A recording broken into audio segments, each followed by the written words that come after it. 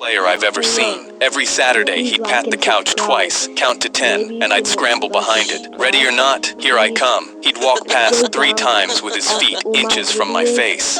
Where could he be, bud? Mom would laugh from the kitchen without looking up. He always found me eventually and told me I was getting better at hiding. I wouldn't understand what he was really doing until the day he forgot who I was. The first time I noticed, I was 12. We'd just finished a round, and Dad sat down on the couch next to me. A minute later, he turned to me. "You want to play, bud?" Before I could answer, he put his hands over his eyes. Ready or not, here I come. I pulled his hands down and told him we just had. He laughed it off, but I caught the look on Mom's face from the kitchen. His memory kept getting worse. A few years later, I came home from college. Dad was on the couch when I walked in. He smiled and patted the cushion next to him, but he didn't say anything. He'd forgotten the line. Then a few more years went by. I came home for the weekend and walked into the living room. Dad was on the couch, but he didn't pat the cushion this time. He looked up at me and said, "And who are you?" My own dad didn't know me anymore. By the next Christmas, Mom had hired a nurse. I came home, and Mom was on the couch holding his hand while the nurse checked his vitals. I stood in the hallway and watched. When they stood up from the couch, I heard the nurse talking quietly to Mom on the way out. His Alzheimer's is in the late stages now. He won't have much longer. Mom walked her to the door, and I went into the living room and sat down next to him on the couch. I took his hand and told him about work, about the kids, about the drive down. He didn't even look at me, so I let go of his hand and stood up to leave. That's when I noticed Dad wasn't on the couch anymore. He was crouched behind it. He looked up at me with no idea why he was there. Then his eyes changed. "I remember when you'd hide back here, bud." I knelt down across from him with my eyes filling up. "I always had a feeling you knew where I was the whole time." He smiled. "Yeah, I just liked watching you be little." I sat down next to him on the floor.